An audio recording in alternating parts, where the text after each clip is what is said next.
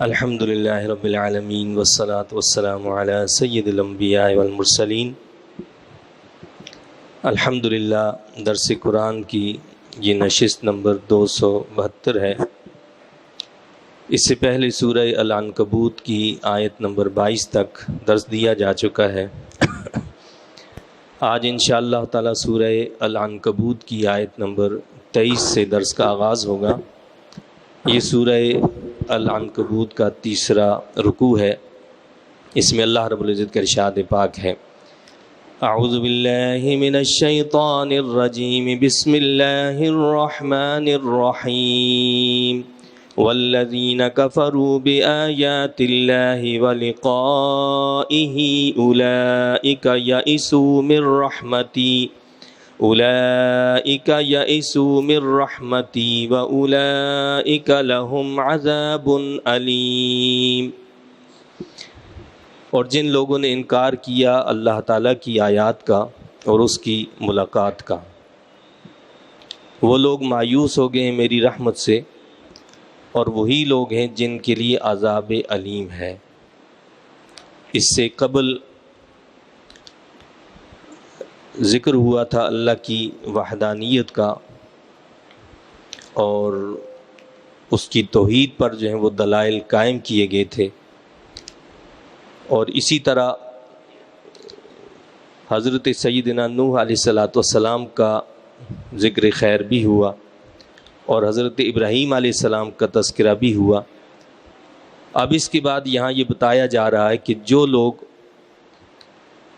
انکار کرنے والے ہیں اللہ کی آیتوں کا اور اللہ سے ملاقات کا، یعنی آخرت کے منکر ہیں، وہ لوگ مایوس ہو گئے میری رحمت سے۔ یعنی جو کفار ہیں، جو آخرت پر یقین اور ایمان نہیں رکھتے، یہ وہ نا امید لوگ ہیں کہ جو اللہ کی رحمت سے مایوس ہیں۔ اس دنیا کے اندر، اس کائنات کے اندر تو اللہ تعالیٰ ہر ایک کو اپنی رحمت سے نوازتا ہے، چاہے وہ مومن ہو یا کافر، لیکن آخرت میں کفار جو ہیں وہ اللہ کی رحمت سے محروم رہیں گے، اور وہی لوگ ہیں جن کے لیے دردناک عذاب ہے۔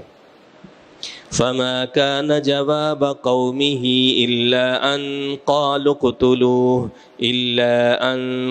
اقتلوه أو حرقوه فأنجاه الله من النار۔ آپ کی قوم سے کوئی جواب نہ بن پڑا بجز اس کے کہ انہوں نے کہا کہ اسے قتل کر ڈالو یا اسے جلا دو، سو بچا لیا اسے اللہ تعالیٰ نے آگ سے۔ یہ حضرت ابراہیم علیہ السلام کا ذکر دوبارہ سے آیا کہ جب حضرت ابراہیم خلیل اللہ علیہ السلام نے اپنی قوم کو اللہ کی طرف بلایا اور بتوں کی پوجا سے روکا تو قوم نہیں مانی، اور جب قوم تنگ آ گئی اور قوم نے جو ہے حضرت ابراہیم خلیل اللہ علیہ السلام کی بات کو سننا ہی بالکل ناپسند کر دیا، تو اس بات پر وہ متفق ہو گئے کہ جی چلو ان کو جو ہے ہم ان کا کام کرتے ہیں، یا تو ان کو قتل کر دیتے ہیں یا ان کو آگ میں ڈال دیتے ہیں۔ تو اللہ فرماتا ہے کہ فَأَنْجَاهُ اللَّهُ مِنَ النَّارِ، تو قوم نے تو متحد ہو کر حضرت ابراہیم خلیل اللہ علیہ السلام کو آگ میں ڈالا، لیکن اللہ نے اپنے خلیل علیہ السلام کو کیا کیا؟ بچا لیا اسے اللہ نے آگ سے۔ ساری دنیا مل جائے، متحد اور متفق ہو جائے، اور وہ کوئی کام کرنا چاہے اور اللہ وہ نہ چاہتا ہو، تو ساری دنیا مل کر بھی کچھ نہیں کر سکتی، ذرا بھر کچھ بگاڑ نہیں سکتی۔ چنانچہ آپ دیکھیں کہ حضرت ابراہیم خلیل اللہ علیہ السلام کے لیے اسی آگ کو اللہ نے گلزار بنا دیا، وہ باغ کی طرح اس کے اندر جو ہے آرام سے سکون سے رہے۔ ان فی ذلک لآیات لقوم یؤمنون، بے شک اس واقعہ میں نشانیاں ہیں ان لوگوں کے لیے جو ایمان لائے ہیں۔ کیا اللہ فرماتا ہے کہ اس میں ایمان والوں کے لیے نشانیاں ہیں، جو ایمان رکھتے ہیں ان کے لیے بہت بڑی نشانی ہے کہ آج وہ یہ سمجھتے ہیں کہ ساری دنیا ہمارے خلاف ہے تو شاید ہمیں کوئی نوالا بنا کر کھا جائے گی اور ہمارا نام مٹ جائے گا۔ اللہ فرماتا ہے کہ ایسا نہیں ہے، ہاں آزمائشیں ضرور ہوتی ہیں، لیکن بالآخر اللہ تعالیٰ کامیابی اہل ایمان کو ہی عطا فرماتا ہے۔ اور یہ اہل عرب، یہ اہل مکہ مل کر بھی محمد عربی صلی اللہ علیہ وسلم کو نقصان پہنچانا چاہیں تو نہیں پہنچا سکتے۔ جس طرح ہم نے حضرت ابراہیم خلیل اللہ علیہ السلام کو آگ سے بچایا ہے، وہ سب متحد اور متفق ہو گئے تھے، اسی طرح ہم محمد عربی صلی اللہ علیہ وسلم کو بھی ان کے شر سے بچا کر رکھیں گے۔ اور ایسا ہی ہوا کہ سارے اہل مکہ مل گئے کہ محمد عربی صلی اللہ علیہ وسلم کو نعوذ باللہ ہم قتل کرتے ہیں۔ اللہ تعالیٰ نے ان کے درمیان سے محمد عربی صلی اللہ علیہ وسلم کو محفوظ انداز میں نکال دیا اور آپ صلی اللہ علیہ وسلم کو ہجرت کا حکم فرمایا۔ وَقَالَ إِنَّمَا اتَّخَذْتُم مِّن دُونِ اللَّهِ أَوْثَانًا، اور ابراہیم علیہ السلام نے کہا کہ تم نے بنا لیا اللہ تعالیٰ کو چھوڑ کر بتوں کو باہمی محبت و پیار کا ذریعہ۔ من دون اللہ اوثانا مودۃ بینکم فی الحیاۃ الدنیا، اللہ تعالیٰ کو چھوڑ کر بتوں کو باہمی محبت و پیار کا ذریعہ اس دنیاوی زندگی میں۔ ثم یوم القیامۃ یکفر بعضکم ببعض ویلعن بعضکم بعضا، پھر قیامت کے دن تم انکار کرو گے ایک دوسرے کا اور پھٹکار بھیجو گے ایک دوسرے پر۔ حضرت ابراہیم خلیل اللہ علیہ السلام نے، یعنی یہاں سے یہ معلوم ہوتا ہے کہ جب اللہ تعالیٰ نے آپ کو آگ سے بچا کر نکال دیا تو اس کے بعد پھر آپ نے قوم سے خطاب کیا، اور قوم سے پھر یہ بات آپ نے فرمائی کہ تم نے اللہ کو چھوڑ کر بتوں کو اپنی باہمی محبت کا ذریعہ اس دنیاوی زندگی میں بنا لیا ہے۔ یعنی وہ مفادات آڑے آ جاتے ہیں نا جی، کہ اگر دین پر عمل کریں گے یا دین اور حق بات کو اختیار کریں گے، اس مفاد پہ زد پڑے گی، فلاں کے ساتھ تعلقات خراب ہو جائیں گے، فلاں سے یہ ہو جائے گا، تو ہم کیا کرتے ہیں؟ پیچھے ہٹ جاتے، نہیں یار چھوڑو، ہم اپنا نقصان کیوں کریں۔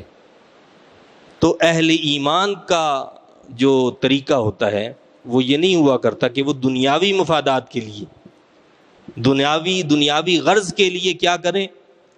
حق کو چھوڑ دیں، حق بات کے نہ چھوڑ دیں، یا حق کو اختیار کرنا چھوڑ دیں۔ یہ اہل ایمان کا شیوا نہیں ہوا کرتا۔ تو فرمایا کہ تم نے صرف دنیاوی زندگی کے لیے سب کچھ کرتے ہو، کہ جی اگر جو ہے امریکہ کے ساتھ ہم نے یہ کر دیا تو ہمارا تو یہ ہو جائے گا، فلاں کے ساتھ وہ کر دیا تو وہ ہو جائے گا، لہٰذا ان کے ساتھ تعلقات بنا کر رکھو۔ اللہ سے بگڑ دیں تو بگڑ جائیں، ان سے نہیں بگڑنے چاہیے۔ ایسے بے وقوف حکمرانوں سے بڑا ملک کا دشمن کوئی نہیں ہو سکتا، کہ جو اللہ سے، اس کے رسول صلی اللہ علیہ وسلم سے تو جنگ مول لے لیں اور دنیا والوں سے کہیں کہ نہیں جی بس ہمارے تعلقات سے ہم کامیاب ہو جائیں گے۔ تو کامیاب تو وہ ہے جس کا ساتھ دینے والا اللہ ہے، جس کے ساتھ اللہ ہوگا وہ کامیاب ہوگا۔ اللہ تعالیٰ نے یہ سارے واقعات ہمارے سامنے رکھے نا، کہ دیکھو ساری دنیا مل گئی، سارے لوگ مل گئے حضرت ابراہیم علیہ السلام کو جو ہے قتل کرنے کے لیے اور ان کو جو ہے آگ میں ڈالنے کے لیے۔ آگ کا کام ہی جلانا ہے، لیکن آگ کب جلائے گی؟ جب ہم حکم دیں گے تو جلائے گی نا، جب ہم حکم نہ دیں تو آگ کیسے جلائے گی؟ آگ کے اندر یہ طاقت نہیں کہ کسی کو جلا سکے، یہ ساری طاقت ہمارے حکم میں ہے۔ تو ہم نے اس کو گلزار بنا دیا، اسی آگ کو گلزار کر دیا ابراہیم خلیل اللہ علیہ السلام کے لیے۔ تو اہل ایمان جو ہوتے ہیں وہ اللہ پر توکل اور بھروسہ رکھتے ہیں، بظاہر کتنے حالات خراب کیوں نہ ہوں، وہ جب اللہ پر ایمان، اعتقاد، یقین رکھتے ہوئے اس کے احکامات کو فالو کرتے ہیں، اس پر عمل کرتے ہیں، تو اللہ ان کو ضرور کامیابی عطا فرماتا ہے۔ اللہ فرماتا ہے کہ یہ دنیاوی زندگی کے لیے یہ لوگ جو آپس میں، یعنی حضرت ابراہیم خلیل اللہ علیہ السلام کی یہ جو بات جو انہوں نے قوم سے کہی کہ یہ دنیاوی زندگی کے لیے تم لوگ یہ باہمی محبت اور پیار کرتے ہو، یہ محبت اور پیار قیامت کے دن کام نہیں آئے گا۔ یہ جو دنیا کے لیے محبت ہے یہ کام نہیں آئے گا، بلکہ کیا ہوگا؟ قیامت کے دن تم انکار کرو گے ایک دوسرے کا اور پھٹکار بھیجو گے ایک دوسرے پر۔ نہ صرف یہ کہ ایک دوسرے کے کوئی کام نہیں آئے گا، اگلی بات کیا بتائی؟ وَيَلْعَنُ بَعْضُكُمْ بَعْضًا، بلکہ ایک دوسرے پر تم لعنت بھیجو گے، پھٹکار بھیجو گے کہ تم نے ایسا کیا جس وجہ سے آج میں اس مشکل میں پھنس گیا۔ تو اس دن کا ہمیں خیال رکھنا چاہیے کہ اس دن ہماری جو ابدی زندگی ہے وہاں کیا ہوگا ہمارے ساتھ۔ اور پھر کیا ہوگا؟ وَمَأْوَاكُمُ النَّارُ وَمَا لَكُم مِّن نَّاصِرِينَ، اور تمہارا ٹھکانہ آتش جہنم ہوگا اور نہیں ہوگا تمہارا کوئی مددگار۔ فَآمَنَ لَهُ لُوط، تو ایمان لائے ان پر لوط علیہ السلام۔ حضرت ابراہیم خلیل اللہ علیہ السلام نے لوگوں کو دعوت دی، لوگ ایمان قبول کرنے کے لیے تیار نہیں ہوئے، انہوں نے اسلام قبول نہیں کیا، ابراہیم خلیل اللہ علیہ السلام کو نبی نہیں مانا۔ لیکن حضرت لوط علیہ السلام، یہ آپ کے بھانجے تھے یا بھتیجے تھے، وہ آپ پر ایمان لے آئے۔ حضرت لوط علیہ السلام کو بھی اللہ نے بعد میں پھر نبی بنایا۔ تو ایمان لانے والے کون تھے؟ حضرت ابراہیم خلیل اللہ علیہ السلام پر حضرت لوط علیہ السلام آپ پر ایمان لے آئے۔ اب اس کے بعد کیا ہوا؟ جب لوگوں نے آپ کو آگ میں ڈالا اور اس کے بعد پھر آپ نکلے تو دیکھ لیا کہ یہ لوگ جو ہیں سدھرنے والے نہیں ہیں، تو وہاں سے پھر آپ نے ہجرت فرمائی۔ اب جب ہجرت کی تو آپ کے ساتھ کون تھا؟ حضرت لوط علیہ السلام، یعنی آپ کے اہل خانہ، اور ساتھ ہی ساتھ حضرت لوط علیہ السلام بھی آپ کے ساتھ گئے۔ وَقَالَ إِنِّي مُهَاجِرٌ إِلَىٰ رَبِّي، اور ابراہیم علیہ السلام نے کہا میں ہجرت کرنے والا ہوں اپنے رب کی طرف۔ مفسرین کرام کہتے ہیں کہ حضرت ابراہیم خلیل اللہ علیہ السلام سب سے پہلے وہ شخص ہیں جنہوں نے ہجرت فرمائی، جنہوں نے دین کی خاطر اپنے وطن کو چھوڑا ہے۔ وہ سب سے پہلے کون ہے؟ حضرت ابراہیم خلیل اللہ علیہ السلام، کہ آپ نے اس علاقے کو، اس وطن کو چھوڑ دیا، اپنے عزیز و اقارب کو چھوڑ دیا، اپنے وطن کو چھوڑ دیا، اور اپنی محبوب ساری چیزوں کو چھوڑ دیا۔ کس کے لیے؟ اللہ کے لیے۔ کیا فرمایا آپ نے؟ میں ہجرت کرنے والا ہوں الی ربی، اپنے رب کی طرف۔ انہ هو العزیز الحکیم، بے شک وہی سب پر غالب بڑا دانا ہے۔ اب جو بندہ اللہ کے لیے ہجرت کرے، اللہ کے لیے کسی جگہ کو چھوڑ دے، یعنی پہلی بات تو آپ یہاں یہ سمجھ لیں کہ قرآن کے اس فرمان سے یہ ثابت ہوتا ہے کہ کسی جگہ پر اگر مسلمانوں کو اپنے دین پر عمل کرنے کی آزادی نہیں ہے تو ان کو حکم یہ ہے کہ وہ اس علاقے کو چھوڑ دیں، اس جگہ کو چھوڑ دیں اور دوسری جگہ چلے جائیں جہاں وہ اللہ کی عبادت آزادی سے کر سکیں۔ اور جب وہ اللہ کے لیے اس وطن کو، اس خطے کو، اس علاقے کو چھوڑیں گے، اس نوکری کو چھوڑیں گے جہاں اللہ کی عبادت پر اس کو جو ہے روکا جاتا ہے، تو پھر کیا ہوتا ہے؟ پھر اپنے انعامات اللہ فرماتا ہے۔ چنانچہ فرمایا اللہ نے وَوَهَبْنَا لَهُ إِسْحَاقَ وَيَعْقُوبَ وَجَعَلْنَا فِي ذُرِّيَّتِهِ النُّبُوَّةَ وَالْكِتَابَ وَآتَيْنَاهُ أَجْرَهُ فِي الدُّنْيَا، اور ہم نے عطا فرمایا آپ کو اسحاق جیسا فرزند۔ یعنی جب آپ ہجرت کر بیٹھے وہاں سے، کوئی ساتھ نہیں تھا، لوط علیہ السلام تھے، آپ کے اہل خانہ تھے، تو ایک طویل مدت کے بعد، یعنی آپ کو پتہ ہے نا کہ حضرت ابراہیم علیہ السلام جو ہیں ان کے پاس اولاد نہیں تھی، بڑھاپے کے اندر اللہ نے اولاد عطا فرمائی۔ حضرت اسماعیل علیہ السلام سب سے پہلے اللہ نے عطا فرمائے، اور ان کے بعد جو ہے حضرت اسحاق علیہ السلام جو ہیں وہ عطا فرمائے۔ یعنی اگر یہ عزیز و اقارب، یہ علاقہ، یہ وطن چھوٹ گیا، یہاں کے لوگ چھوٹ گئے، تو اللہ نے ان سے بہتر لوگ عطا فرما دیے۔ تو کیا فرمایا اللہ نے؟ ہم نے عطا فرمایا آپ کو اسحاق جیسا فرزند اور یعقوب جیسا پوتا۔ حضرت اسحاق علیہ السلام کے جو بیٹے تھے وہ حضرت یعقوب علیہ السلام تھے، اور حضرت یعقوب علیہ السلام وہ ہیں کہ جن کا لقب ہے اسرائیل، اور ان کی اولاد بنی اسرائیل کہلاتی ہے۔ حضرت یعقوب علیہ السلام کی اولاد کیا کہلاتی ہے؟ بنی اسرائیل۔ تو یہ سب پھر جو ہیں وہ یعنی حضرت ابراہیم علیہ السلام کی اولاد سے تعلق رکھنے والے۔ اور ہم نے عطا فرمایا آپ کو اسحاق جیسا فرزند اور یعقوب جیسا پوتا، اور ہم نے رکھ دی ان کی اولاد میں نبوت۔ اور اللہ نے کیا کرم کیا؟ نہ صرف یہ کہ یہ اولاد عطا فرمائی، ہم نے نبوت کو مختص کر دیا ابراہیم علیہ السلام کی نسل کے ساتھ۔ حضرت ابراہیم علیہ السلام کے بعد جو بھی نبی آیا وہ آپ کی نسل سے باہر نہیں تھا، وہ آپ کی نسل سے ہی تعلق رکھتا تھا۔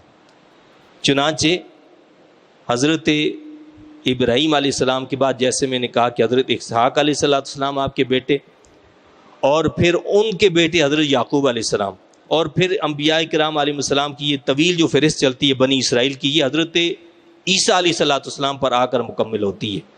اور آپ کے دوسرے بیٹے تھے حضرت اسماعیل علیہ السلام۔ حضرت اسماعیل علیہ السلام کی نسل سے خاتم الانبیاء محمد رسول اللہ صلی اللہ علیہ وسلم کو اللہ نے آخری نبی بنا کر بھیجا۔ اور اس طرح نبوت کو آپ کے خاندان کے ساتھ اللہ نے مختص کر دیا آپ کی فرمانبرداری کی وجہ سے، کہ ہر آزمائش میں آپ پورے اترے، اور ہم نے رکھ دی ان کی اولاد میں نبوت اور کتاب، اور ہم نے دیا ان کو ان کی جانثاری کا اجر اس دنیا میں اللہ نے مزید کیا اجر دیا، یعنی نبوت کو تو مختص کر دیا ان کی نسل کے ساتھ، مزید اجر یہ دیا کہ ان کا اس میں گرامی، ان کا ذکر خیر ہمیشہ کے لیے قیامت تک کے لیے جاری کر دیا گیا۔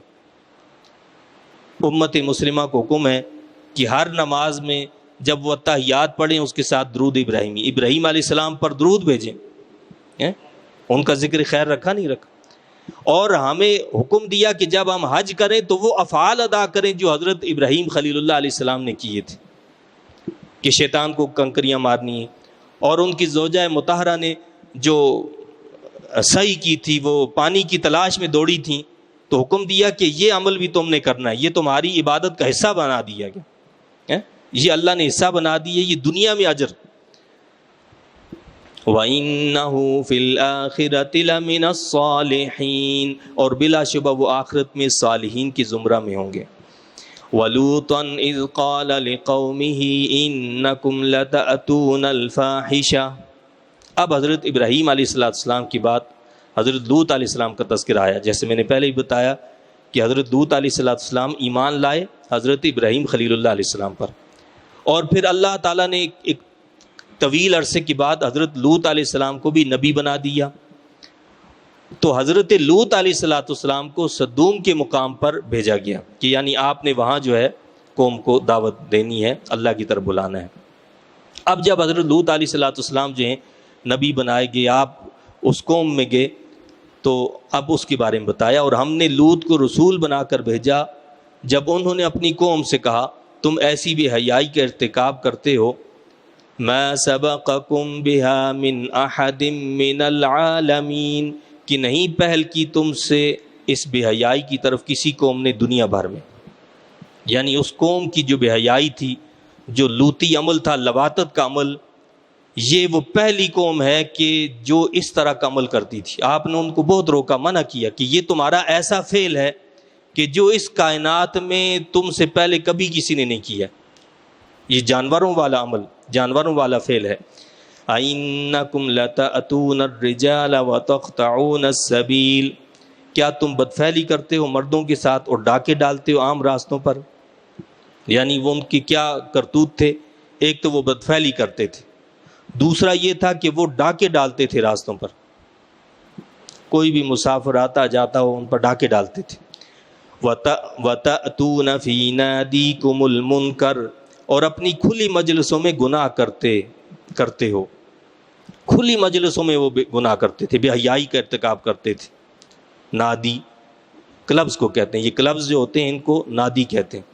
تو گناہ کرنا تو ہر صورت میں گناہ ہے، برا ہے، لیکن گناہ کو اظہار کر کے کرنا، کھلے عام کرنا اور بڑا گناہ ہے۔ گناہ تو ہر صورت میں گناہ ہے، مسجد سے باہر بھی گناہ ہے، مسجد کے اندر بھی گناہ ہے، لیکن مسجد کے اندر گناہ باہر سے زیادہ بڑا گناہ ہے، کہ مسجد تو ہے ہی مقدس مقام۔ اسی طرح گناہ جو ہے ہر صورت میں برا ہے، لیکن اسے کھلے عام کرنا یہ اور بڑا گناہ ہے۔ اس لیے فقہائے کرام نے اس حوالے سے بڑی احتیاط برتی ہے۔ انہوں نے یہاں تک حکم دیا ہے کہ اگر آپ کی نماز قضا ہو گئی، نماز قضا کرنا خود ایک گناہ ہے، اب اس قضا کا اظہار کرنا بھی گناہ ہے۔ وہ کہتے ہیں کہ اظہار نہ کرو، بلکہ اس کو خاموشی سے آپ ادا کر لیں تاکہ دوسروں کو پتہ نہ چلے، یعنی گناہ کا اظہار بھی گناہ، گناہ کا اظہار کرنا، گناہ کو ظاہر کرنا یہ بھی گناہ ہے۔ تو لہٰذا اپنی قضا نمازیں بھی جب ادا کرو تو ان کو ظاہر نہ کرو، خاموشی سے ان کو ادا کر لو تاکہ گناہ کا اظہار نہ ہو۔ تو آپ نے فرمایا کہ کیا تم بدفعلی کرتے ہو مردوں کے ساتھ اور ڈاکے ڈالتے ہو عام راستوں پر اور اپنی کھلی مجلسوں میں گناہ کرتے ہو؟ فما كان جواب قومه إلا أن قالوا ائتنا بعذاب الله إن كنت من الصادقين. تو نہیں تھا کوئی جواب آپ کی قوم کے پاس بجز اس کے کہ انہوں نے کہا اے لوط لے آؤ ہم پر اللہ کا عذاب اگر تم اپنے دعوے میں سچے ہو. بجائے اس کے کہ اللہ سے معافی مانگیں الٹا کہتے ہیں کہ ٹھیک ہے جی یہ تم کہتے ہو کہ جی عذاب آ جائے گا وہ آ جائے گا اس عذاب کو لے آؤ. کیا کہنے لگے؟ اس عذاب کو لے آؤ. تو یہ وہ بے حیائی کے اعمال ہیں جو آج کی مہذب دنیا کے اندر قانونی طور پر رائج ہو چکے ہیں. تو کیا وہ لوگ یہ سمجھتے ہیں کہ وہ اللہ کے عذاب سے بچ جائیں گے؟ وہ اللہ کے عذاب سے نہیں بچیں گے، وہ اللہ کے عذاب کا شکار ہوں گے. آگے اللہ نے بتایا قال رب انصرنی علی القوم المفسدین. اب جب آپ نے دیکھا کہ قوم کسی طرح بھی ماننے کے لیے تیار نہیں ہے تو اب اللہ کی بارگاہ میں دست بدعا ہوئے، اللہ سے عرض کی. آپ نے عرض کی میرے مالک میری مدد فرما ان فسادی لوگوں کے مقابلے میں. وَلَمَّا جَاءَتْ رُسُلُنَا إِبْرَاهِيمَ بِالْبُشْرَى. ادھر لوط علیہ السلام نے اللہ سے مدد طلب کی کہ مولا میری مدد فرما، یہ فسادی قوم ماننے والی نہیں ہے. تو ادھر کیا ہوا؟ اور جب آئے ہمارے فرشتے ابراہیم کے پاس خوشخبری لے کر قالوا انا مہلکو اہل هذه القریہ، انہوں نے بتایا کہ ہم ہلاک کرنے والے اس گاؤں کے باشندوں کو. اشارہ کیا کہ جی سامنے وہ جو بستی ہے سدوم، تو ہم اس کو ہلاک کرنے کے لیے آئے ہیں. وہی فرشتے حضرت ابراہیم علیہ السلام کے پاس آئے خوشخبری سنانے کے لیے. حضرت اسحاق علیہ السلام کی پیدائشی خوشخبری انہوں نے سنائی کہ آپ کے گھر میں اس طرح اللہ تعالیٰ بیٹا عطا فرمائے گا. انہی فرشتوں نے بتایا کہ اب ہم جو ہے اگلا کام کرنے جا رہے ہیں وہ کیا ہے، اس کے بارے میں آگاہ کیا. وہ کیا بتایا کہ جی یہ سامنے جو بستی ہے سدوم، اس کے بارے میں ہمیں حکم ہے کہ ہم اس کو ہلاک کر دیں. تو ہم وہاں اس بستی کو ہلاک کرنے جا رہے ہیں. خوشخبری دینے والے بھی وہی ہیں فرشتے اور اس بستی کو تباہ کرنے والے بھی وہی فرشتے ہیں. اب انہوں نے ساتھ وجہ بھی بتائی کہ ہم ایسے ہی ہلاک کرنے نہیں جا رہے بلکہ ان اہلہا کانوا ظالمین، بے شک یہاں کے رہنے والے بڑے ظالم تھے، یہ ظالم لوگ ہیں اس لیے ان کو ہم ہلاک کرنے جا رہے ہیں. قال ان فیہا لوطا، آپ نے کہا کہ اس میں تو لوط بھی رہتا ہے. حضرت ابراہیم خلیل اللہ علیہ السلام نے جب یہ سنا تو انہوں نے کہا کہ وہاں تو حضرت لوط علیہ السلام ہیں، اللہ کے نبی ہیں، وہ بھی وہاں وہ رہتے ہیں اور تم کہتے ہو کہ اس بستی کو میں ہلاک کرنے جا رہا ہوں. وہاں فلاں فلاں نیک لوگ بھی رہتے ہیں جو حضرت لوط علیہ السلام پر چند گنے چنے لوگ ایمان لے آئے، ان کا ذکر کیا، وہ بھی رہتے ہیں. قرآن میں دوسری جگہ پر ہے کہ آپ نے حضرت ابراہیم خلیل اللہ علیہ السلام نے ان سے بحث کی فرشتوں سے کہ یہ کیا کرنے جا رہے ہو تم، وہاں حضرت لوط علیہ السلام ہیں اور فلاں فلاں لوگ ہیں. قالوا نحن اعلم بمن فیہا، فرشتوں نے عرض کی ہم خوب جانتے ہیں جو وہاں رہتے ہیں. انہوں نے کہا کہ ہمیں پتہ ہے وہاں کون کون رہتا ہے، ہم کیا کریں گے؟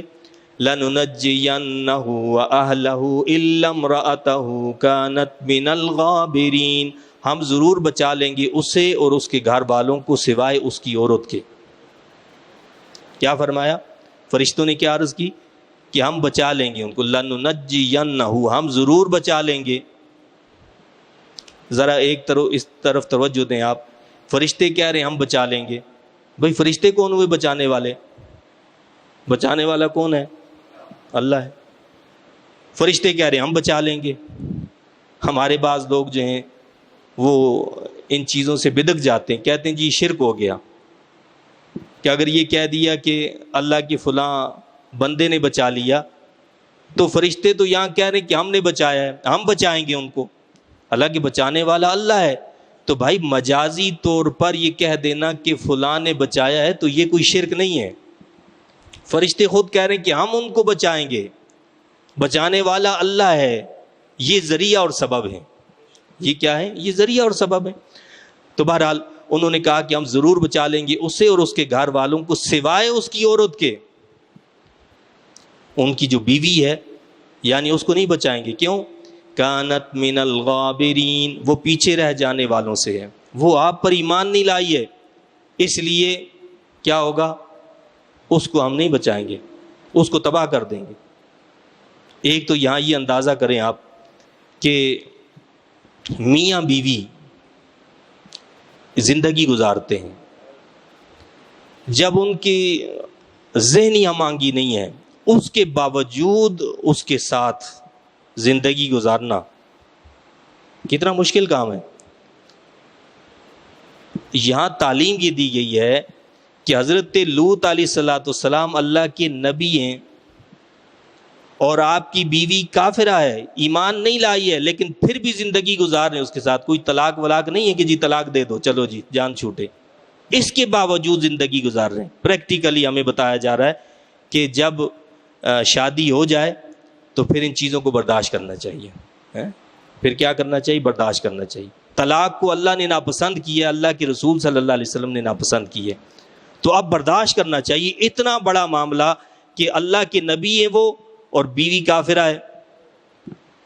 اور یہ بھی معلوم ہوا کہ کوئی کتنا بڑا نیک بندہ کیوں نہ ہو اور اس سے تعلق رکھنے والی اتنی قریب، یعنی جس سے زیادہ قریب کوئی نہیں ہو سکتا، بیوی سے زیادہ قریب کون ہو سکتا ہے، وہ بھی اگر اپنے نیک شوہر کی اتباع فرمانبرداری نہیں کرے گی تو وہ کامیاب نہیں ہوگی۔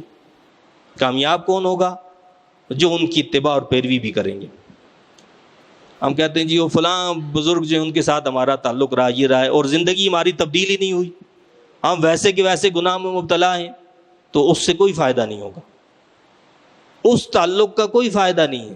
اب فائدہ تب ہے کہ جب ہم نے نیکیوں میں ان کی اتباع کی ہوگی، جب ان کی پیروی کی ہوگی تو یہ چیز فائدہ پہنچائے گی۔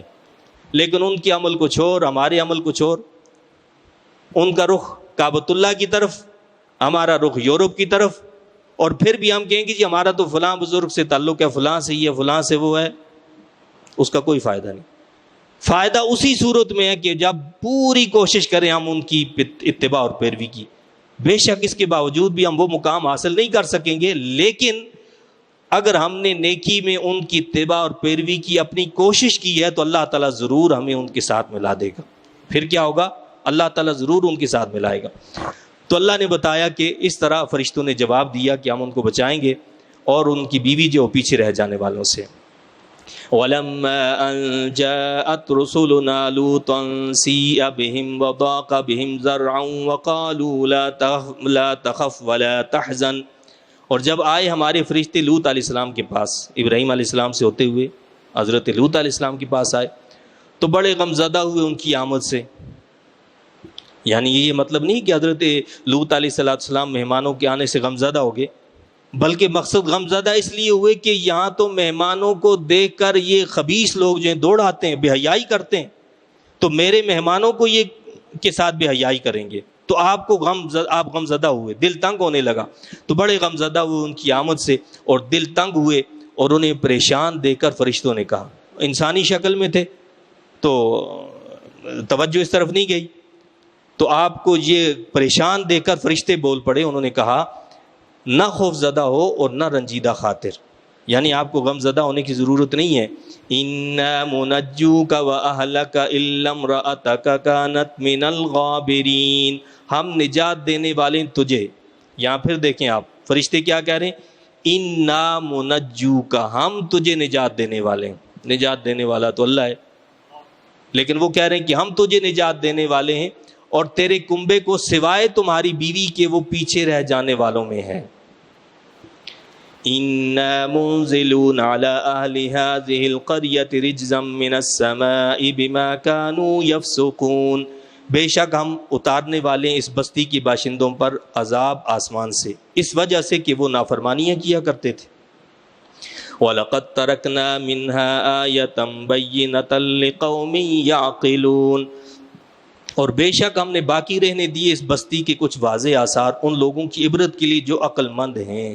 اس بستی کی آثار آج بھی موجود ہیں، اور آج جدید تحقیق سے سائنس یہ کہتی ہے کہ جی یہاں بستی تھی، یہ بحر میت جسے بحر مردار بھی کہتے ہیں، جسے ڈیڈ سی کہا جاتا ہے، یہاں آج بھی زندگی کا نام و نشان نہیں ہے، جو چیز وہاں داخل ہوتی ہے وہ مر جاتی ہے۔ یہ جو پانی ہے وہاں، تو جدید تحقیق یہ کہتی یہاں بستیاں تھیں، لوگ آباد تھے، اور ان کو الٹ دیا گیا، تو اللہ نے عذاب ان پر نازل کیا جس سے آج تک یہ عبرت کا نشان ہے۔ یہ بتایا اللہ نے کہ ہم نے نشانی چھوڑی ہے لوگوں کے لیے۔ وَإِلَىٰ مَدْيَنَ أَخَاهُمْ شُعَيْبًا، اور ہم نے بھیجا مدین کی طرف ان کے بھائی شعیب کو۔ مدین کا علاقہ یہ بھی حضرت ابراہیم خلیل اللہ علیہ السلام کے ایک بیٹے مدین تھے، ان کے نام پر یہ علاقہ ہے۔ آپ کے بیٹوں میں جہاں حضرت اسحاق علیہ السلام تھے، حضرت اسماعیل علیہ السلام تھے، مدین یا مدائن بھی تھے، تو یہ مدین ان کے نام کی وجہ سے اس علاقے کا نام مدین ہے۔ تو فرمایا کہ ہم نے بھیجا مدین کی طرف ان کے بھائی شعیب کو۔ فقال یا قوم اعبدوا اللہ وارجوا اليوم الآخر ولا تعثوا فی الارض مفسدین۔ آپ نے کہا، حضرت شعیب علیہ السلام نے قوم سے کہا، اے میری قوم، عبادت کرو اللہ تعالیٰ کی اور امید رکھو پیچھے آنے والے دن کی، اور ملک میں فتنہ و فساد برپا نہ کرو۔ آخرت پر یعنی یقین رکھو، ایک دن مرنا ہے۔ اس قوم کا کیا کرتوت تھا؟ یہ وہ لوگ تھے جو ہیرا پھیری بہت زیادہ کرتے تھے، بے حیائی، ہیرا پھیری، ناپ تول میں کمی، لینے کا ناپ جو ہوتا تھا وہ الگ ہوتا تھا، دینے کا الگ ہوتا تھا، تولنے کا جو میزان ہوتا تھا لینے کا الگ اور دینے کا الگ۔ وہی چیزیں آج ہم نے اختیار کی ہوئی ہیں۔ اس قوم پر بھی اللہ نے عذاب نازل کیا، کیونکہ جب آپ کم ناپ کر، کم تول کر دوسرے کو دیں گے تو اس سے کیا ہوگا؟ فساد پیدا ہوگا، دوسرے کے دل میں آپ کے لیے نفرت پیدا ہوگی، اور نفرت کا نتیجہ کیا ہوگا؟ فساد پیدا ہوگا۔ تو فرمایا کہ اس قوم کا یہ حال تھا، تو آپ نے، حضرت شعیب علیہ السلام نے قوم کو کہا کہ ان کاموں سے رک جاؤ، اس سے ملک میں فساد پھیلتا ہے۔ فَكَذَّبُوهُ فَأَخَذَتْهُمُ الرَّجْفَةُ فَأَصْبَحُوا فِي دَارِهِمْ جَاثِمِينَ، پھر انہوں نے آپ کو جھٹلایا تو آ لیا انہیں زلزلے کے جھٹکوں نے، پس صبح ہوئی تو وہ اپنے گھروں میں گھٹنوں کے بل گرے پڑے تھے۔ تو انہوں نے بھی اپنے نبی کی بات کو نہیں مانا، اللہ نے ان کو بھی تباہ کر دیا۔ وَعَادًا وَثَمُودَ وَقَدْ تَبَيَّنَ لَكُم مِّن مَّسَاكِنِهِمْ، اور ہم نے برباد کر دیا عاد اور سمود کو، اور واضح ہیں تمہارے لیے ان کے مکانات۔ یعنی اس کے علاوہ قوم عاد اور قوم سمود کا ذکر کیا کہ ان کے نشانات بھی واضح ہیں تمہارے لیے ان کے مکانات۔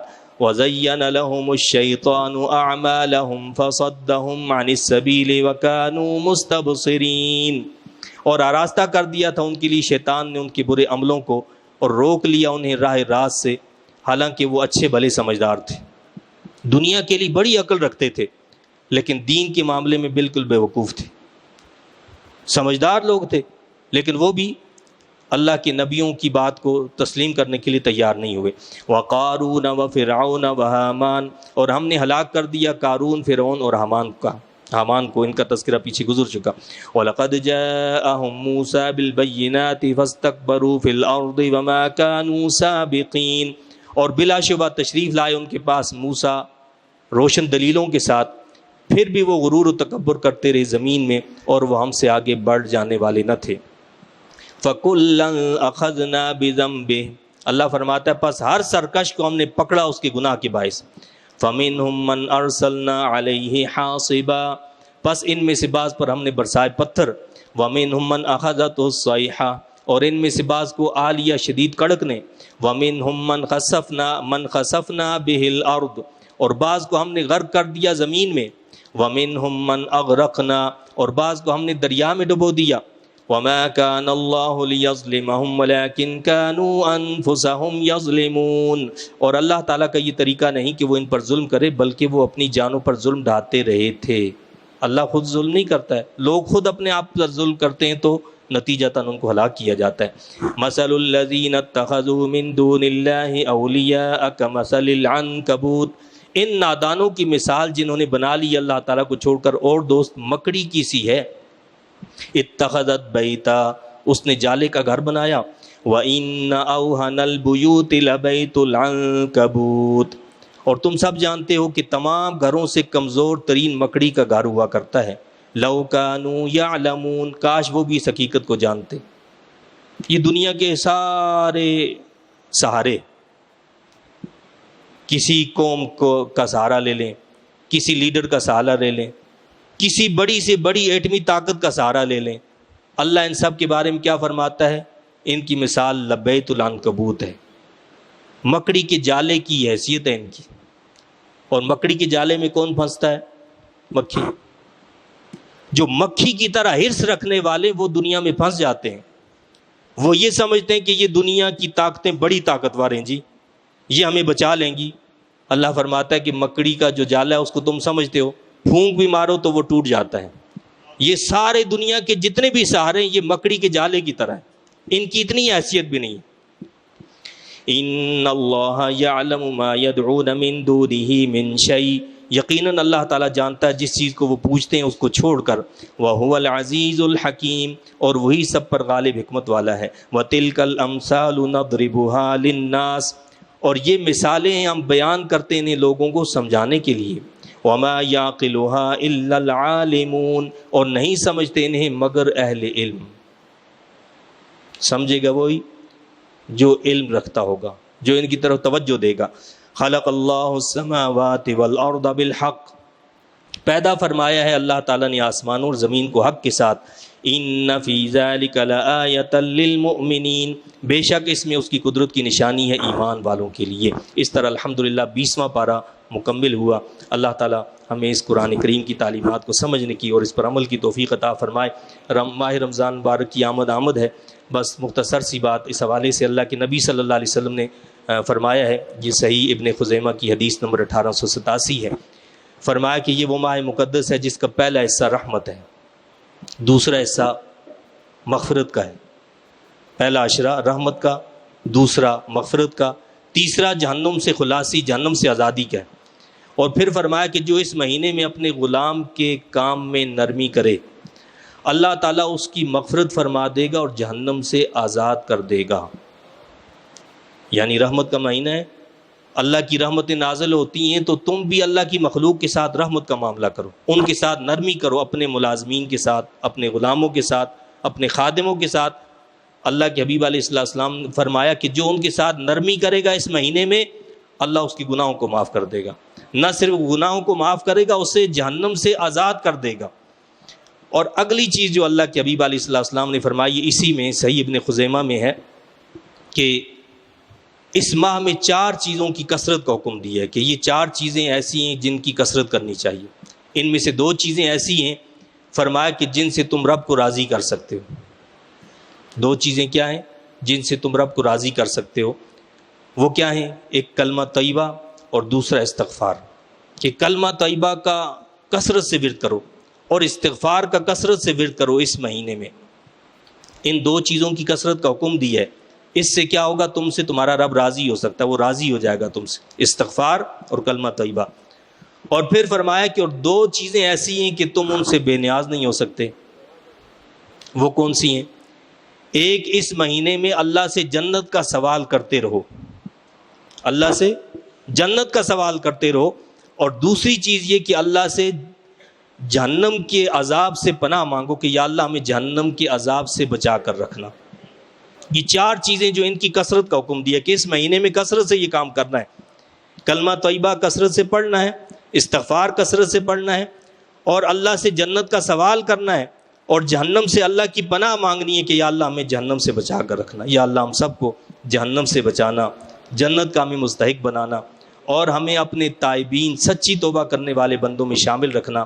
آمین. وآخر دعوانا الحمد للہ رب العالمین.